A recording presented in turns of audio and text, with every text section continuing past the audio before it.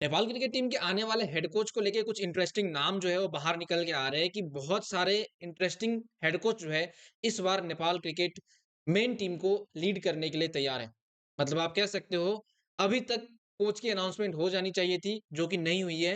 And overall PM cup खत्म होने को आया। हमें ऐसा लगा था कि यार पीएम कप जो है वो बीच में ही आपको जो है नेपाल के नए हेड कोच की अनाउंसमेंट मिल जाएगी, लेकिन अभी तक अनाउंसमेंट नहीं आई है। एंड मेरे हिसाब से थोड़ा सा डिले जो है ना वो हो गया है। इसका मैं रीज़न आपको बताता हूँ, लेकिन एक इंटरेस्टिंग चीज़ें निकल के आ रही है कि बहुत सारे कोचेस ने तो देखो एक यहाँ पे अपना नाम दिया था, जिसमें से कुछ-कुछ कोच को सिलेक्ट किया गया है, जिसमें अगर आप देखोगे तो कुछ फॉर्मर कोच भी है।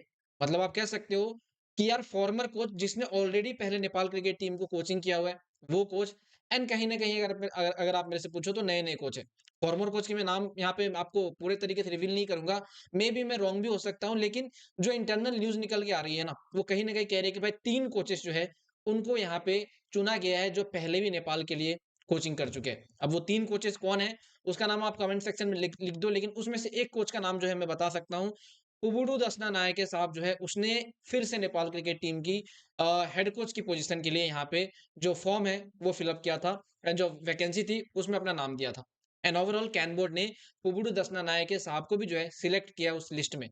मतलब सुनने में आया था 69 या 70 जो कोचेस हैं इंटरनेशनल कोचेस, उन्होंने अपना नाम दिया था नेपाल क्रिकेट टीम के हेड कोच बनने के लिए। जिसमें से कैन ने 5 या 10 ऐसे नाम सिलेक्ट किए हैं जो कहीं न कहीं मतलब कह सकते हो बड़े कोच हैं। एंड उसमें से कोई एक कोच का यहाँ पे जो है नाम आने के लिए जो उसकी मीटिंग चल रही है, मतलब उस एक कोच को सिलेक्ट करने के लिए उसके ऊपर अभी जो है मल्टीपल मीटिंग हुई, जहाँ पे कोचेस वगैरह से मल्टीपल बातचीत किया जाएगा अलग-अलग चीज़ों पे। आप सबको पता है बहुत सारे फैक्टर्स होते हैं जिन पे कैन बुड बात करेंगे। इसी की वजह से जो है यहाँ पे नेपाल क्रिकेट टीम के हेड कोच के जो यहाँ पे अनाउंसमेंट होने वाली थी, उसको लेके डिले हो रहा है। ख़ैर, आपको मैं बता दूँ 2-3 कोच जैसे मैंने आपको बताया, 3-4 कोच यहाँ पे 3 नहीं सॉरी 4 नहीं 3 कोच यहाँ पे फॉर्मर कोच हैं, जिसने नेपाल के मेन टीम को ऑलरेडी कोचिंग दिया हुआ है, जिसमें एक उबुडू दसनानायके साहब है, 2 और कोच है, जिसका मैं आपको मैं नाम नहीं बताऊँगा, जिसमें से एक कोच इंडिया का भी है, ठीक है? उसके अलावा मैं आपको बताऊँ, तो फिर 2 कोच ऐसे सुनने में आ रहे हैं जैसे जिसने एनपीएल में करा था, एक तो ब्रेड हॉच का नाम जो है वो यहाँ पे आ रहा है कि यार ब्रेड हॉच जो है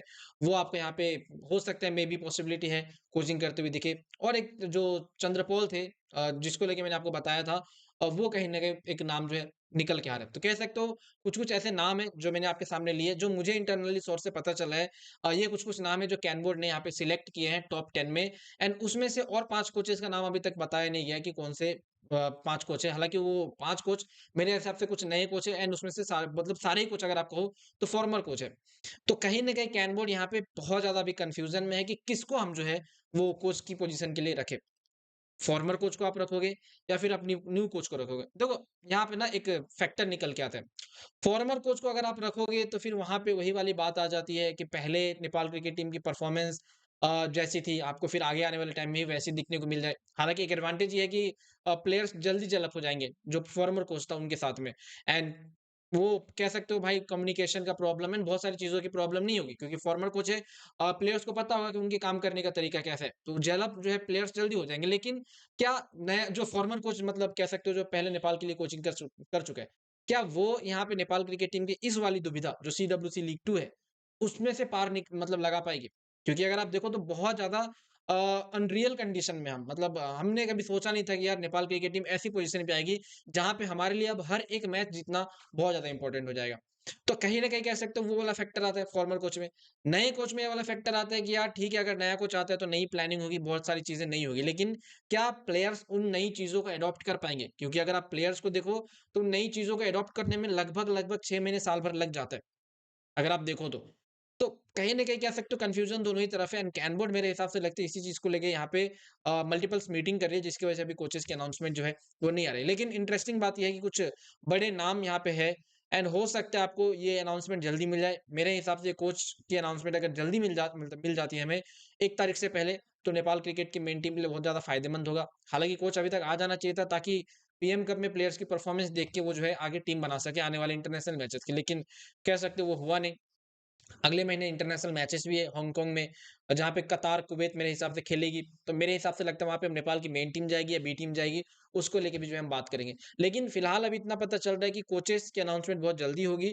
कुछ-कुछ कोच के नाम है जिसको लेके कन्फ्यूजन जो है वो बनी हुई है। बाकी आपको क्या लगता है फॉर्मर कोच को रखना चाहिए, नहीं रखना चाहिए या नया कोच लाना चाहिए? कमेंट सेक्शन में ज़रूर बताना।